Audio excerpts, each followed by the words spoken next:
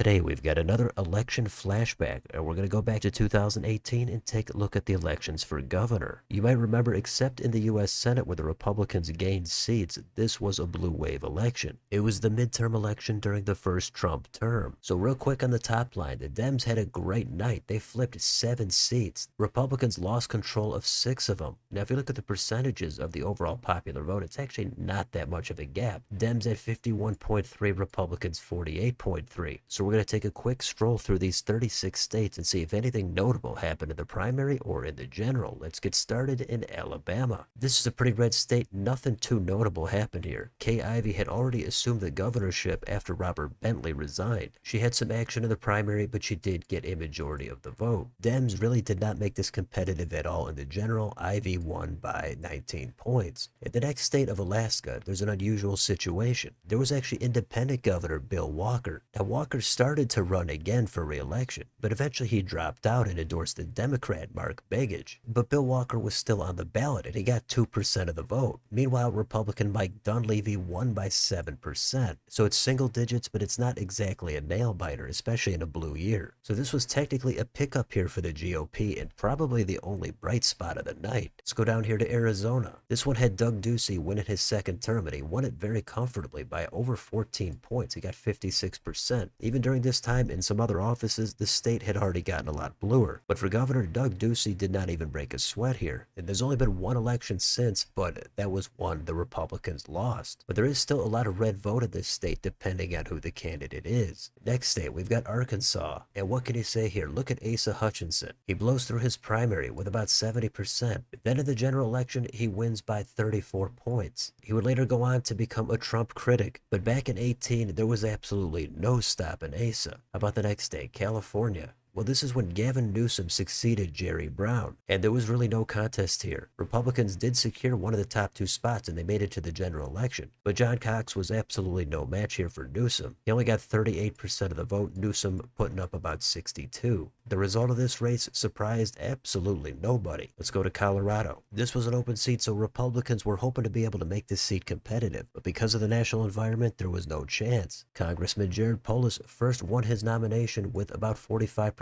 of the vote, and he secured his first of 2 terms with over 53%. Moving on, we've got Connecticut. This was the first of 2 consecutive Ned Lamont versus Bob Stefanowski matches. It was a crowded primary here for the GOP. Stefanowski got it done with only about 29%, and in the general election during this blue year, it actually was competitive. Ned Lamont won with a plurality, 49.4%. Looking back on it, with the environment and considering the lean of the state, voters were almost looking for some change there, and either Lamont ran a poor campaign or Stefanowski ran a great one. When he ran again 4 years later, it was a lot less competitive. The next state is Florida, and both sides had a notable primary. First of all, Ron DeSantis got the Trump endorsement, and he was able to surge ahead of the establishment candidate with 56% of the vote. On the other side, Democrat Andrew Gillum, he secured the nomination over the more well-known Gwen Graham. She's the son of a former governor, so Gillum kind of surprised and he edged out Graham. In the general election, it looked like Gillum might be able to pull off the win. He led a lot of the polls leading up to Election Day, but once everything was counted, it was actually DeSantis who pulled out the narrow win with 49.6%. Gillum got 49.2%. Republicans also got it done here in the U.S. Senate with Rick Scott taking out Bill Nelson. And after this election, it was pretty much no looking back for the state's rightward lurch. The next state is going to be Georgia. This was another extremely contested race. Secretary of State Brian Kemp had to go to a runoff against Casey Cagle. He didn't have the most votes in the first round, but in the second he won with about 69.5%. In the general election, he went up against Stacey Abrams. She was highly touted, and there was a lot of controversy about Kemp being the Secretary of State overseeing his own election. There were plenty of claims from Abrams about voter suppression, etc. But in the end, Kemp got it done with 50.2% of the vote. The next state is Hawaii. This time the Dems actually had a competitive primary. David Ige was unpopular, but in the end he secured the nomination again with 51.4%. Given the lean of the state, that was all he needed to do because in the general election he won by almost 30 points. So not much else to say here. Let's go down to Idaho. This one had a contentious primary on the Republican side. It was a showdown between Lieutenant Governor Brad Little and U.S. Representative Raul Labrador. In the end, Little came out on top by about 4 to 5 points. Democrats. In the general election, it's kind of the opposite of Hawaii. Here, Little won it by more than 20 points. Next, in Illinois, this state had an incumbent Republican governor, that was Bruce Rauner. He had an extremely contentious GOP primary. He was viewed as too moderate, so he got a challenge from his right. In the end, he clinched the nomination with just over 51% of the vote. In the general election, the incumbent faced businessman J.B. Pritzker. Due to the lean of the state, the national environment, and Rauner's unpopularity, this was an easy flip and a pickup here for the Democrats. Pritzker won it with over 54% of the vote. The next state is Iowa. This had incumbent Kim Reynolds, who recently assumed the office. The Dems saw this as a viable pickup opportunity.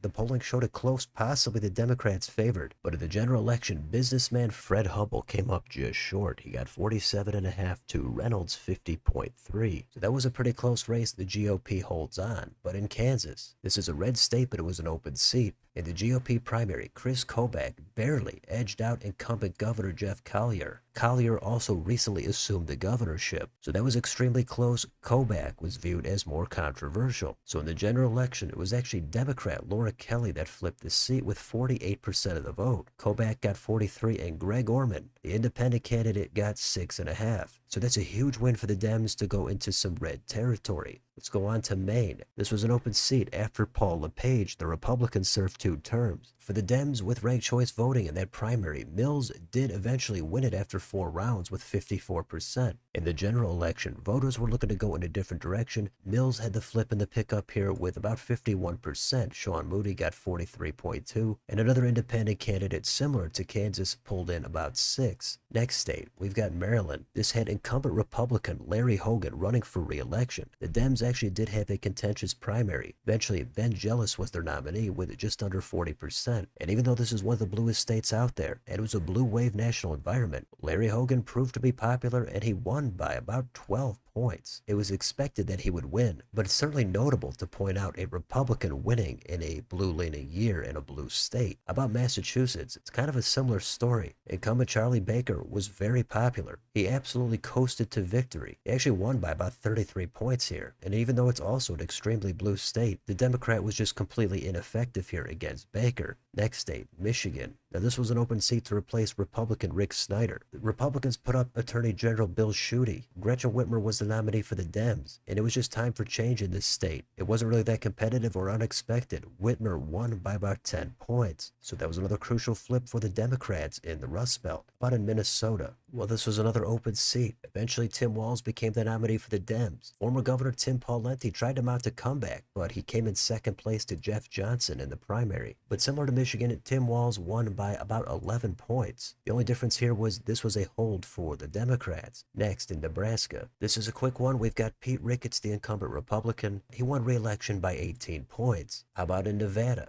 This was an open seat to replace Republican Brian Sandoval. In the end, it was Adam Laxalt against Steve Sisolak. It was close, but Sisolak came out on top by about 4 points with 49.4. Next, we could go down here to New Hampshire. Here we've got Chris Sununu winning re-election to a second term by 7%. He's at 52.8. His first election was very close. This one, a lot less close. His next win would be by an even wider margin. Next, let's go down here to the land of enchantment, New Mexico. Here we had outgoing 2-term Republican Governor Susana Martinez, and this was the perfect environment for this state to make a change. Not really any competitive primaries, and in the end, Democrat Michelle Lujan Grisham won by about 15 points over Steve Pierce. So another solid pickup here for the Dems. What about New York? This was Andrew Cuomo running for a 3rd term. And he did face a primary challenge from the more progressive actress Cynthia Nixon. In the end, Cuomo won comfortably by about a 2-to-1 margin. And in the general election, it wasn't really much of a contest. Cuomo won by more than 20 points. So he secured his 3rd term here, but eventually he would step down halfway through. Next, in Ohio, this was an open seat in an environment that could give the Dems an opportunity. It was Mike DeWine against Richard Cordray. The polling showed it competitive. Maybe Cordray could pull it off. It was close, but in the end, it was DeWine that pulled it off with 50.4% of the vote, and DeWine added yet another political office to his long resume. Next, in Oklahoma, this is a red state and it was an open seat. And for the Republicans, it did lead to a runoff. Kevin Stitt, the eventual winner, was in second place in the first round, but in that runoff, he won by about 9 points. Democrats did not get completely blown out here, but Stitt still won by about 12 points in the general election. Let's move on to Oregon. This had incumbent Democrat Kate Brown, who had already assumed the governorship and won her own special election 2 years prior. And Republicans would have loved to flip this seat and end the drought, but there was no way they were going to do it in this kind of national environment. Newt Bueller got 43.7% to Kate Brown's 50.1%. Let's keep going. Let's go to Pennsylvania. This was Democrat Tom Wolf running for re-election to a second term. Eventually, he faced Republican Scott Wagner in the general election. This was absolutely no contest. Wolf won by 17 points. Also take note of his lieutenant governor there. That was John Fetterman. Next, Rhode Island. Here we've got incumbent Democrat Gina Raimondo running for a second term. And this was a rematch with Republican Alan Fung. Turns out the rematch did not really go any better for Fung. Raimondo won by 15 points. How about in South Carolina? This is another incumbent that succeeded the governorship. Henry McMaster took it over from Nikki Haley. Now McMaster did face a primary. He actually had to head to a runoff. There he only won by about 7 points. Now in the general election he faced James Smith, and McMaster won it convincingly by about 8%.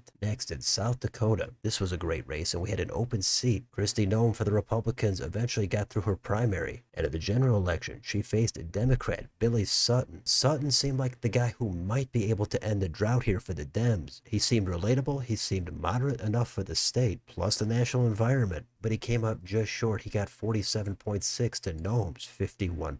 So that was close to a pretty big upset. How about in Tennessee? This was another open seat, and eventually Bill Lee was the nominee for the GOP. The general election was not close. He defeated Carl Dean by more than 20 points. Let's go down here to Texas. This was Greg Abbott running for his second term. The Democrats had to head to a runoff, and eventually Abbott faced Lupe Valdez. There's not a whole lot to say here. Abbott secured it by double digits. He got 55.8 to Valdez's 42.5. So that was term number 2 for Abbott. Let's go here to Vermont. This is a super blue state, but Republican Phil Scott was running for re-election, and there's not much to say. Eventually Scott won with 54.4%, and comparing that to Scott's subsequent margins, that looks like an absolute nail-biter. Let's go down here to Wisconsin. This was incumbent Republican Scott Walker running for re-election to a third term. In the general election, he faced Superintendent Tony Evers, and it was actually very close, but Evers defeated incumbent Walker by about 1%. That was a huge blow for the Republicans and a major pickup for the Dems. If it wasn't for the national environment, I would think Walker would have held on here. And finally, we've got Wyoming. Not a lot to say here. Mark Gordon did face a competitive primary. Eventually, with 33%, he became the nominee. In the general election, he won by 40 points. It's a total blowout. There's not really anything to add. So that's a quick rundown of all the races for governor in 2018. You could also get on here to Ballotpedia. They also have a summary, but they have a little bit different data that Wikipedia doesn't have. They tell you the margin of victory in the previous governor's election, and they have the margin of victory in the 2016 presidential election. So there's some good stuff here. All in all, this was a pretty great year for the Democrats. Republicans just got wiped out and swept up in the national environment. There's going to be a couple of bright spots like in Florida, but for the most part, Dems had all the success. So I'm going to leave it there for now. Let me know in the comments. What do you think about any of these elections for governor back in 2018? Which couple of states surprised you the most? Let me know what you think down below. On your way out, don't forget to like, share, and subscribe. Join if you'd like to help support the channel. Thanks for watching, and I'll see you next time.